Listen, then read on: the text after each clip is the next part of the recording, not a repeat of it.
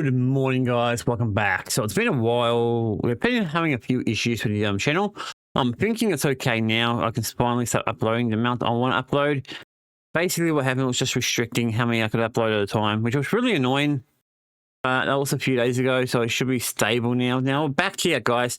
This is something I want to see, that Trump and Putin meet in Alaska. I don't know what that's going to be about. It's probably going to be the first few minutes because, you know, it's a new thing. So let's see what's going on.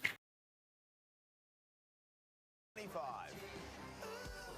Thanks for your company on this busy Saturday morning. All that's still to come on the show. But first, that breaking news this morning and the security of Ukraine really hanging in the balance as US President Donald Trump hosts Russian President Vladimir Putin for talks in Anchorage, Alaska. Just 2 hours ago, the leaders touched down in the northwestern US state, exchanging a few words, some smiles and handshakes as they...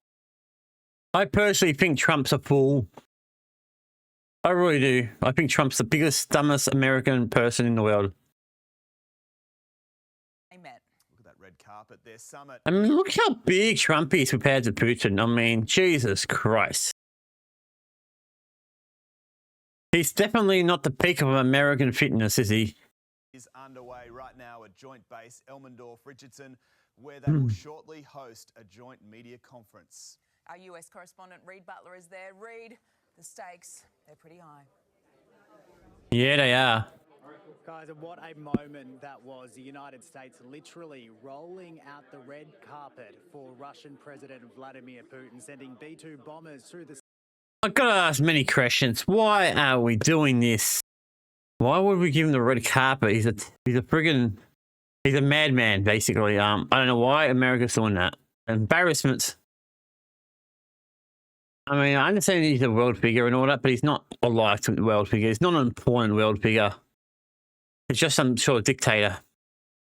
I mean, unlike China, or at least they're worth something.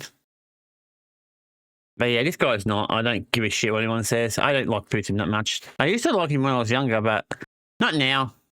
Sky as he arrived in pictures that will likely shock and enrage so many people. It was a highly choreographed greeting, the leaders walking towards each other, then the smiles, the handshakes, the backslaps, and then one of the big surprises we have seen so far today, Donald Trump invited Putin to ride with him to the next stop on their agenda in the back seat of his presidential vehicle. So you had... Oh my God, what a douche.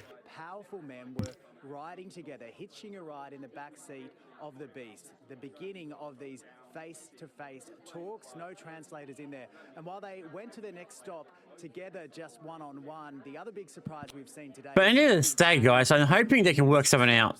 But I don't think they will. America's basically trying to do this without the country that Russia's at war with. So that's really a bit off.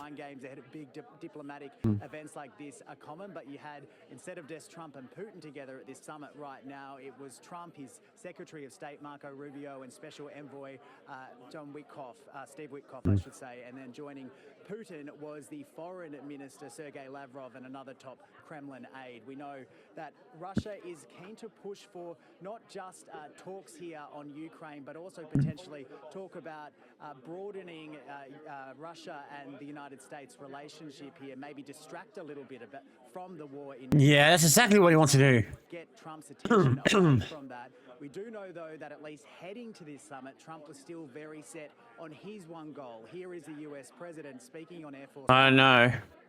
I want to see a ceasefire rapidly. I don't know if it's going to be today, but I'm not going to be happy if it's not today.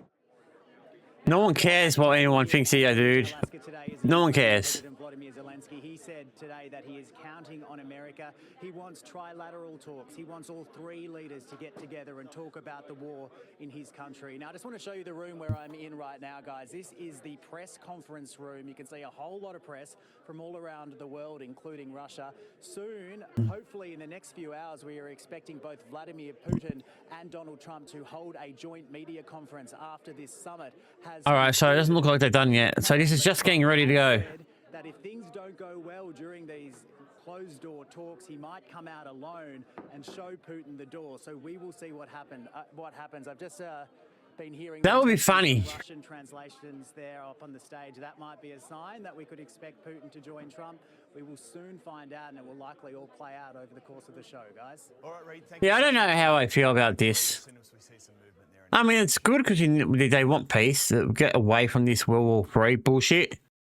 But also, I feel sorry for Ukraine because I don't know what's going to happen with Ukraine, guys. We don't know. Some breaking news now out of Sydney and Don't care about anything else. Let's have a look. So it looks like it's just starting up now. Yeah. So all the information just started. It's 10 minutes ago. So let's see which one's live. All right, live. Yeah, it's doing it right now, guys. I won't watch this because I'm not going to waste your time on that.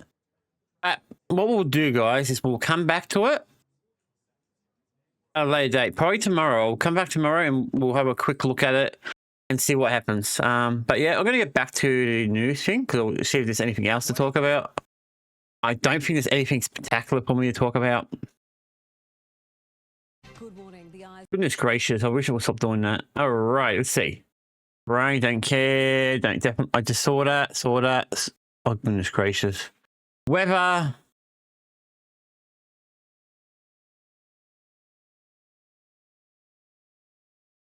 Not really interested in too much.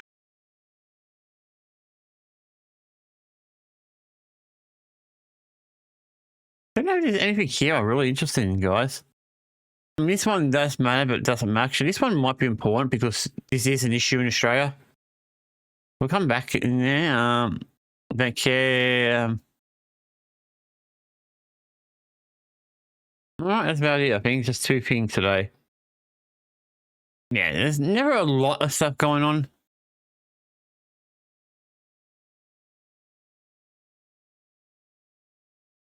Yeah, I think most of it we're already covered. So we'll just do the one more, guys, and we'll finish up and we'll upload it. I will be putting up gaming stuff, guys. Don't worry. It's just some of the drama stuff we need to talk about. And there's going to be other things I'm going to be putting out too.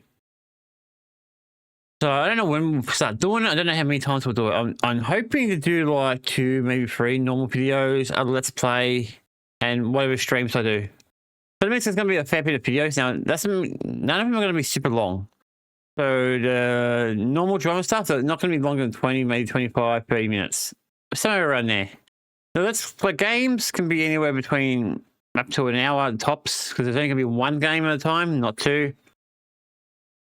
And the streams are whatever they are. Oh yeah, let's go and check which one we're going to look at. Which one was it? This one. This one's a bit more interesting. Banned in one centre, banned in all. That's the approach the states and territories have committed to as they work on a national system for working with children checks. But for some of the most vulnerable childcare victims, the reform comes 10 years too late. Eliza Rugg has more.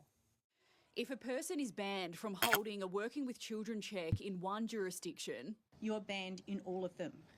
Banned in one, banned. Yeah, that makes more sense. I mean, it's like if you're a doctor, guys. If you're banned in one hospital, you should be banned everywhere. I guess that shouldn't matter. That should also be a thing with the police and even the fire department. But this may be late, but it's better late than never, I guess. And in all. After initially flagging it would take 12 months to implement nationally, the Attorneys General have shifted the target to the end of this year. To improve the safety of children. Yeah, it might take a while, but they'll do it. Criminal histories will be updated in real time and shared between jurisdictions, and there'll be work done to strengthen the criteria for securing a working with children check. We know that these perpetrators are smart.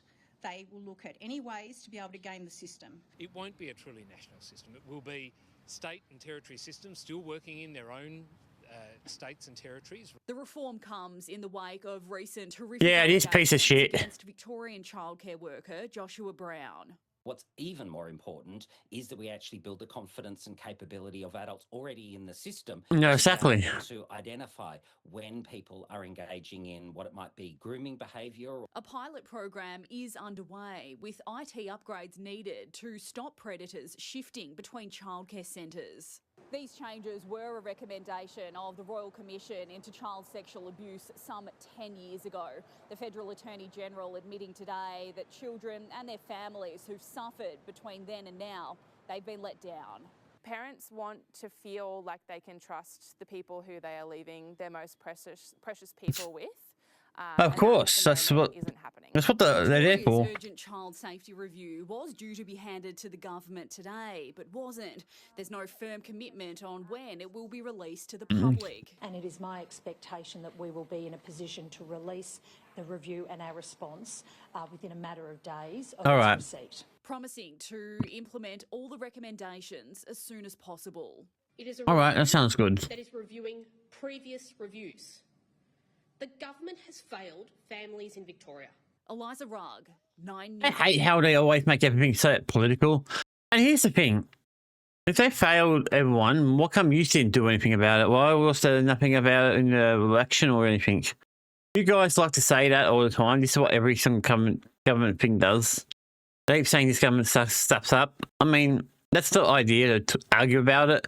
But at the end of the day, you just wouldn't have done it, I don't think. I personally think it's like I said, better late than never, but it would have been nice if they'd done it earlier. That's how I think, guys. I'm going to finish it here. There was only 2 videos I really needed to talk about because there was just nothing else to talk about. I don't know what else we're going to be doing today. I think I got one gaming thing I want to do, and then we'll see after that. Cheers.